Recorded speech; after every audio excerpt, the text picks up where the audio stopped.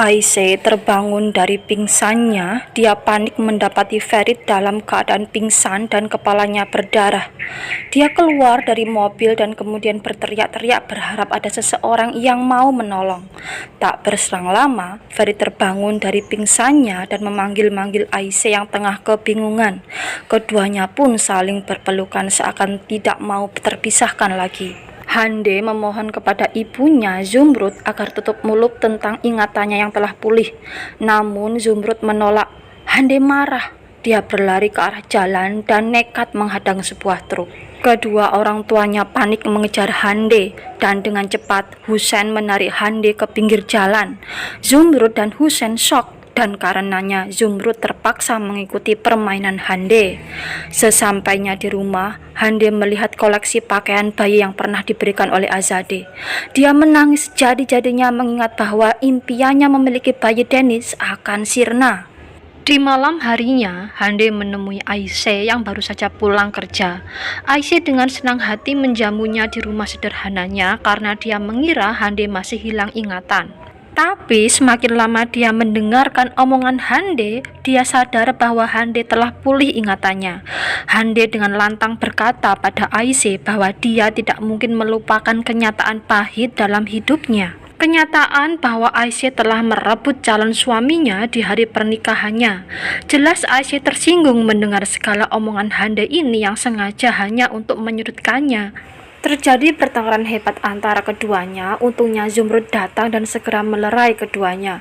Dia menyeret anaknya keluar dan setelah itu dia dengan sangat menyesal meminta maaf atas perbuatan anaknya itu. Di malam hari ketika lampu rumahnya padam, Aisy dikejutkan oleh panggilan seseorang yang mengaku sebagai kurir. Karena ketakutan dan tidak merasa memesan apapun, Aisy pun menolak membukakan pintunya.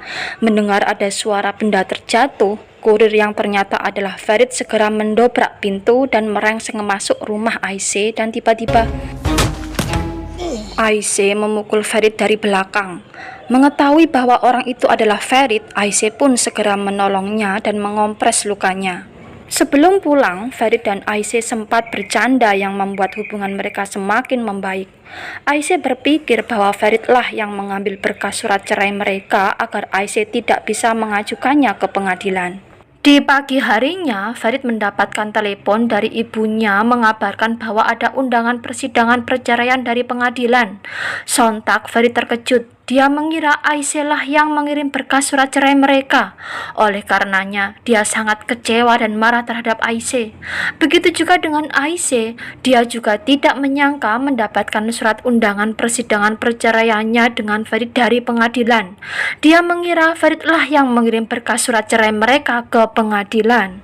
Di hadapan Sinan, Ferit meluapkan segala amarah dan kecewanya terhadap Aisy.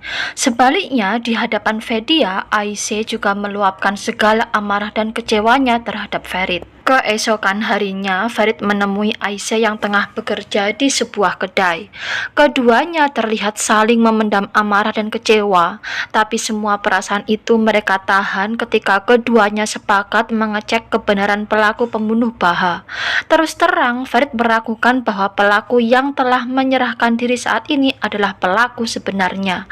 Keraguannya bukan tanpa dasar karena Ferit sendiri telah menginterogasi tersangka itu dan keraguannya semakin besar ketika mereka melihat kondisi keluarga tersangka.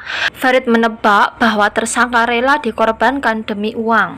Di perjalanan pulang, Aisy sudah tidak bisa memendam amarahnya lagi. Demikian juga Ferit, mereka pun berpisah di tengah jalan. Sementara itu, aksi balas dendam Yaman semakin menggila.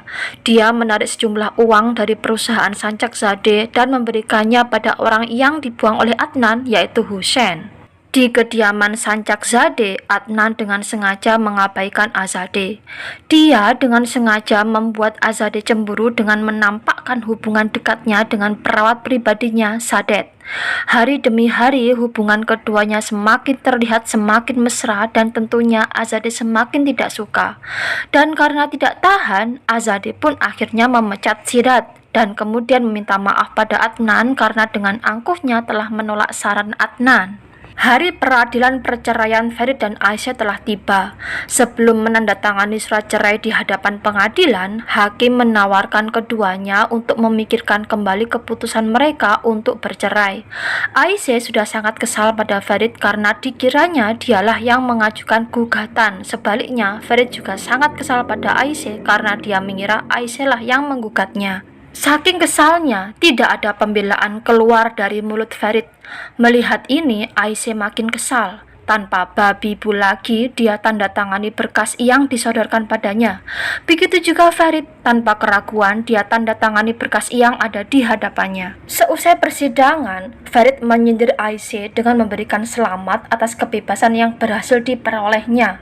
Hal ini dia lakukan sebagai luapan amarahnya pada Aisyah. Aisyah menjawab Ferit dengan mengatakan bahwa bukan dia yang menggugatnya, bukan dia yang mengirim berkas surat cerai ke pengadilan. Mendengar ini, Ferit jelas kaget karena juga bukan dia yang melakukannya. Lalu siapa? Ferit sudah bisa menebak siapa pelakunya. Siapa lagi kalau bukan ibunya sendiri, Azadeh Sancakzadeh. Sementara itu, di kediaman Sancakzadeh, Zumrud berbincang-bincang dengan Azadeh. Azadeh begitu antusias dengan perceraian Ferit dan Aisyah karena dengan begitu dia bisa kembali menjodohkan anaknya dengan Hande. Zumrud yang mendengar segala celotehan Azadeh itu semakin tidak tahan menyimpan kebohongan Hande. Dia pun berterus terang pada sahabatnya itu bahwa ingatan putrinya sudah kembali dan yang ditampakkan di hadapannya sekarang adalah kebohongan belaka demi bisa mendapatkan Ferit. Mendengar ini, Azadeh bukannya marah, malah dia membenarkan dan mendukung kebohongan Hande itu. Dan tanpa mereka sadari, Fedia mendengarkan obrolan mereka di balik pintu ruang tamu. Azadeh mengundang keluarga Faroglu di acara makan malam mereka. Hande jelas terlihat yang paling antusias. Sebelum bergabung di meja makan, dia meminta izin untuk pergi ke kamar Ferit. Dan yang ditunggu-tunggu pun akhirnya tiba, Ferit Sancakzadeh.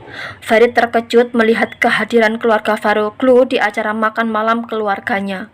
Keterkejutannya bertambah ketika dia melihat Hande muncul dengan berbalut gaun pengantin putih. Ferit tidak mampu menahan emosi lagi. Dia berterus terang pada Hande bahwa tidak akan ada pernikahan, tidak ada hubungan asmara antara mereka lagi karena dirinya telah menjalin hubungan dengan orang lain. Ferit terpaksa mengatakan ini semua karena dia tidak mau bersandiwara seolah-olah hubungannya dengan Hande baik-baik saja. Mendengar penolakan Ferit ini, Hande hanya diam mematung. Agar suasana tidak bertambah ramai, Adnan akhirnya meminta keluarga Faroglu untuk meninggalkan rumahnya. Tapi Azadeh tetap berusaha menahan mereka. Akhirnya demi kebaikan bersama, Zumrud memohon pamit pada Azadeh.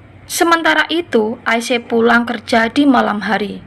Pelan-pelan dia berjalan menuju kediamannya, namun tiba-tiba dia jatuh pingsan.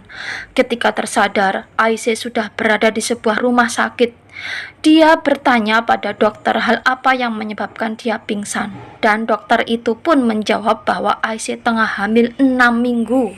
Saksikan terus kelanjutan cerita drama ini hanya di channel Rani Muntasari. Jangan lupa subscribe, like, dan komen agar channel ini terus berkembang. Terima kasih, bye-bye.